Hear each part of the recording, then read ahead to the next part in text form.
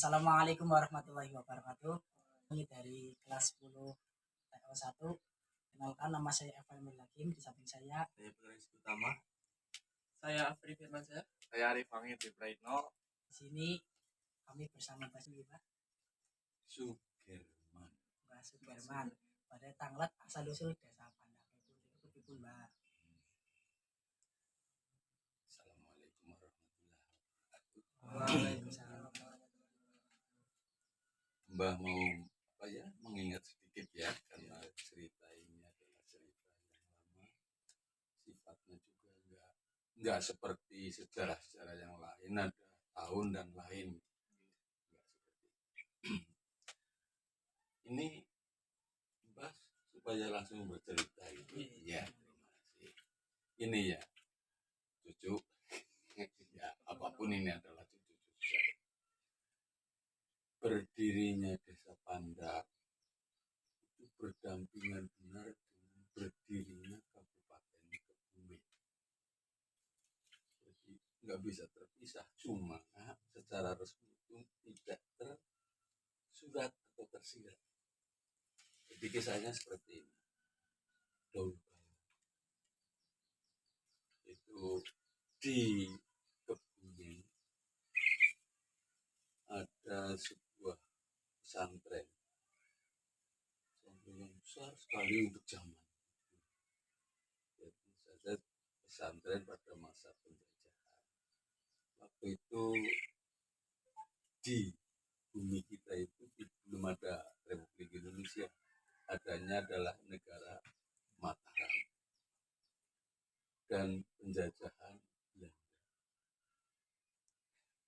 Nah, karena tanah Jawa ini dianggap sebagai wilayah kerajaan Mataram, otomatis semua yang di dalamnya adalah wilayah kerajaan Mataram. Nah, seperti biasa yang namanya pesantren itu, para santri itu menganggap kiai itu sebagai segalanya.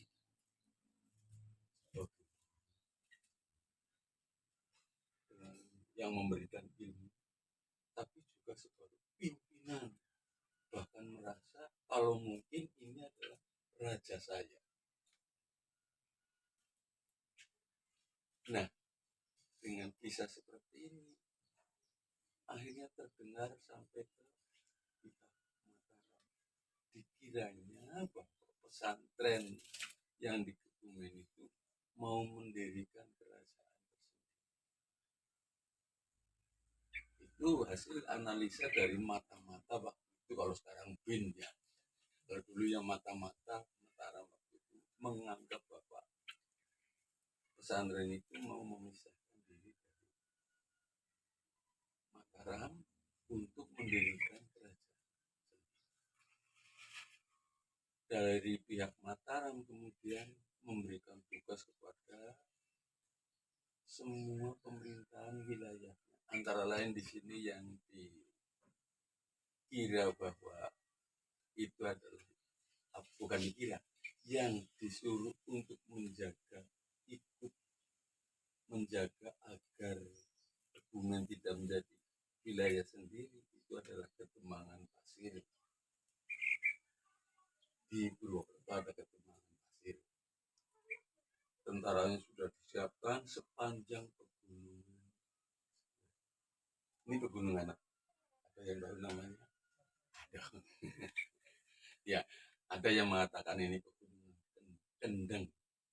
Dari Selok ya, terus ke utara, ke timur sampai Kebumen, di sana dianggap pegunungan Kendeng. Nah, di sanalah prajurit-prajurit pasir siap.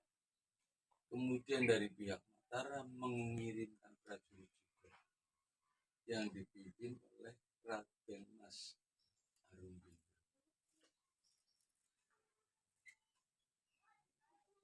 Setelah orang-orang pesantren itu tahu bahwa sedang diburu karena dianggap mau memberontak, tokoh-tokohnya bersiap-siap untuk berpindah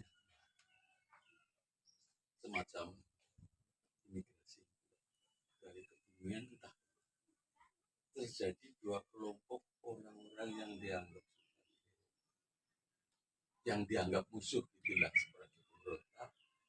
Itu orang-orang yang di wilayah dekat pesantren itu, kemudian orang-orang yang berasal dari kebumian seperti itu, yaitu antara lain Mirip dan Mamba. Terjadilah perpindahan. Kadangkala orang berpindah belum jauh, waktu itu kan belum ada kendaraan seperti sekarang ya, paling dulu ya kereta belum ada. Untuk mengetahui sampai di mana selamat atau tidak, kadangkala mengirimkan pesan melalui kentongan yang setiap daerah namanya tunggang, jadi ada bunyi-bunyi tunggang, sehingga sampai tahun 60-an masih ada tunggang. Tapi kalau sekarang sudah enggak, orang tahu Lombok itu sebenarnya surat pemberitahuan saya sehat lalu dari ini. Nah, rombongan itu berjalan. Sekarang yang dari yang sebelah selatan itu berasal dari Mirip dan Mamba. Kalau sekarang ya wilayah Kecamatan Perembun itu adalah Mirip dan bahasanya berbeda dengan nanti agar kamu tahu nah ya itu berjalan.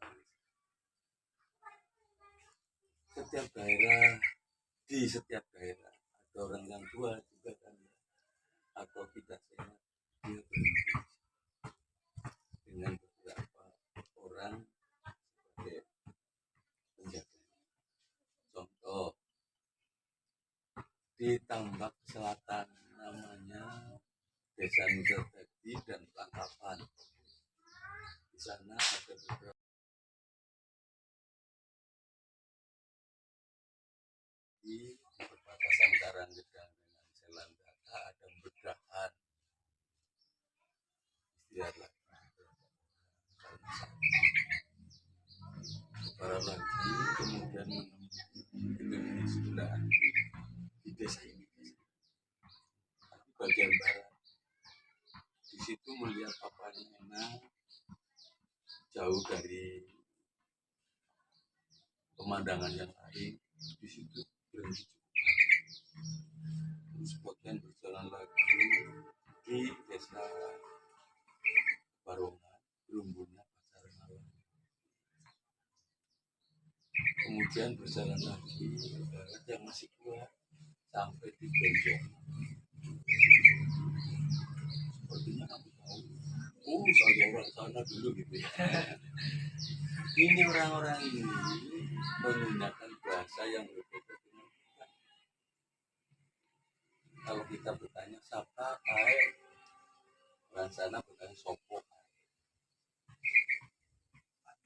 Iya. Nah itu dulu ya, sampai itu dulu. Sampai sekarang orangnya masih di Langkapan dan Nusa Datu. Tadi di ujung wetan nama gerumbulnya namanya Kalisetra. Itu orangnya masih sopo, omamu dan lain-lain. Kemudian yang di Medan juga masih ada. Barat lagi Desa Bangka Kudanya. Kemudian Pasar Malang sampai sekarang yang Bonjok Mangir, Buntu Kesehatan Bonjok Mangir. Ada gerumbul namanya. Dan sesudah itu masih ada yang pindah, cuma sampai sekarang sulit untuk diteliti. Kemudian yang orang kebumen kota, karena orang kota kan milihnya ya nggak seperti orang ini kan orang desa udah bisa rawa-rawa yang mau. Kalau orang ini orang berjalan terus ke barat. Jalan ini memang sudah ada dari dulu, jalan raya itu, tapi kecil.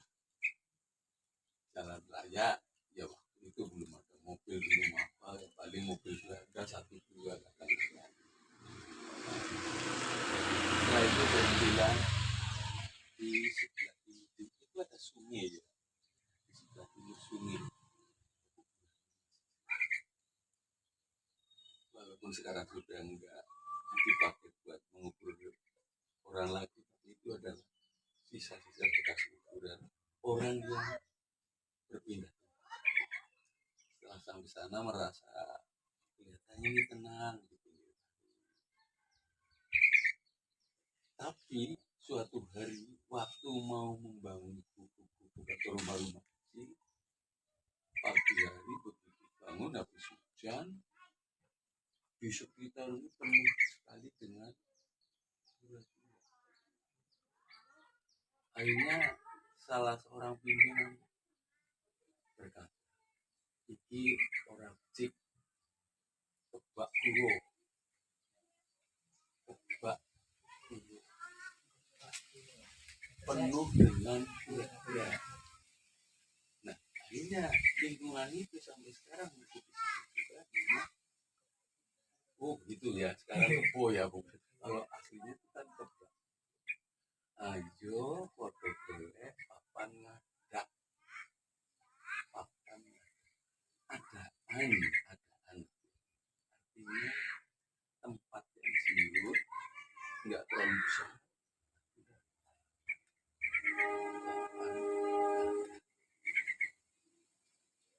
Yang besoknya setelah ketemu tempat ini, di sini nggak gerumbul ini tidak terlalu luas, tapi tidak tenang, yang akhirnya nantinya disebut Anda.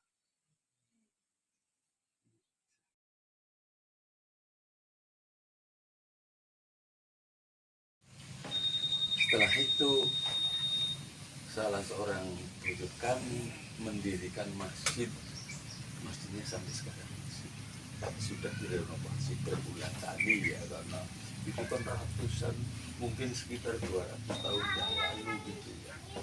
Ya bukan sekedar 10-20 tapi 100 apa 200. Masjidnya masih itu di jalan kereta api. Jadi kalau ini tadi dari selatan masuk rel ya, lewat kan ada jalan ke belok kiri. Nah itu lewat sana itu sampai ke masjid yang dibangun waktu itu, dipimpin oleh namanya Mbah Wongso waktu itu, apa nama lengkapnya lupa, tahunya hanya Mbah Wongso.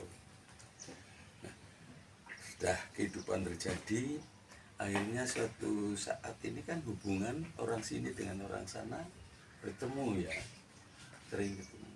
Akhirnya percakapan terjadi. Kowe saka ngendi? Aku saka Kebumen. Aku yo saka Kebumen kono.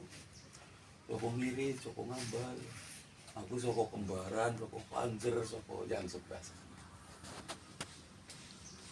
Ayo pada gawe penatus.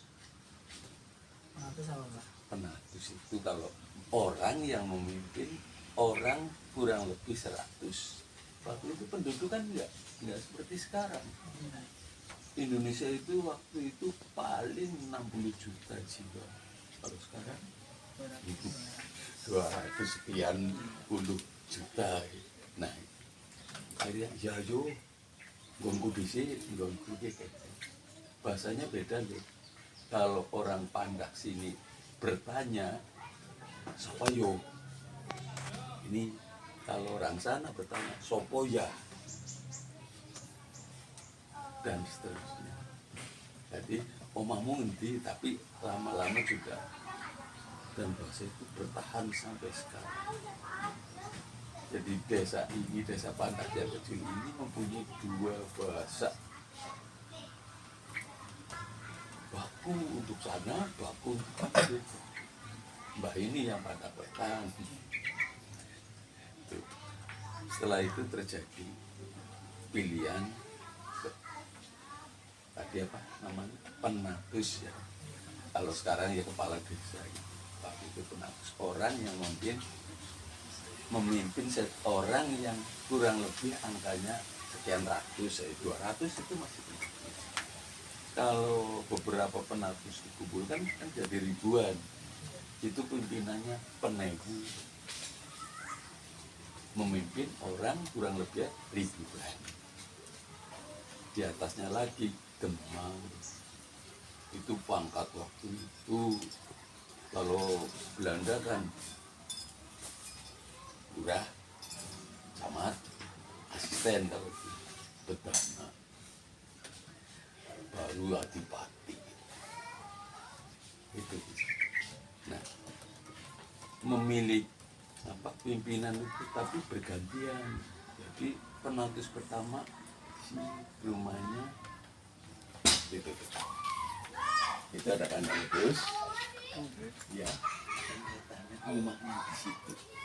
Penatus desa ini pertama. Kemudian penatus kedua Pandaksana. Ada nggak yang punya teman di Nusa Dadap? Enggak ya. Enggak ada ya. Ini Pak Tosin itu mbak. Pak Tosin penjaga SMP 2. Ngapi ngalo menggok ngetan kidul dalan itu penatus kedua. Penatus ketiga di sini lagi lapangan poli.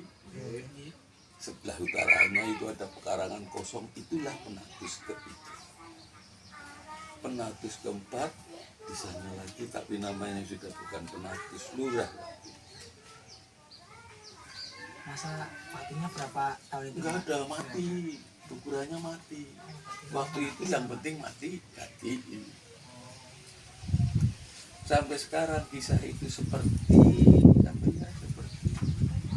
nggak bisa dulu. Misalnya lurah, sekarang kan lurah ya, kepala desa. Bisa gantian. Diusahakan bagaimanapun sementara ini belum ada yang memecahkan apa ya, semacam apa itu belum terjadi, pasti ganti. Itulah kisah desa Sampana. Nah, untuk Kebumennya, begitu orang ini menetap di sana, Raden Mas Arumbinang itu menjadi bupati pertama di Kebumen. Sehingga sekarang ada jalan Raden Mas Arumbinang di stadion. Dan seperti apa ya, tulah orang-orang sini umumnya menantunya dari Kebumen. Mbak juga punya 2 menantu dari Kebumen, sementara saja 2. Itu orang itu punya menantu dari Kebumen 2. Belakang itu punya menantu. Tidak tahu, tapi sepertinya seperti. Nah, kayaknya kisah itu ya sampai nanti diolah sendiri ya. Iya, bahasanya dan lain-lain, dan ini berguna bagi cucu-cucu. Sekian saja, yang salah dimaafkan ya. Assalamualaikum warahmatullahi wabarakatuh. Alhamdulillah. Mungkin sampai di sini saja percakapan kita bersama Mbak Sinta gimana? Mbak Sugerman. Mbak Sugerman. Bila banyak salah mohon maaf. Assalamualaikum warahmatullahi wabarakatuh. Waalaikumsalam warahmatullahi wabarakatuh.